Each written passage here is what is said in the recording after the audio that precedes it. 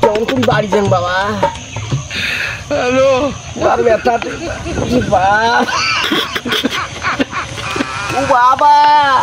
ওরা কেন ব্যথা রে ফুলার বাবা আল্লাহ কতদিনে ফুলার ব্যথা আল্লাহ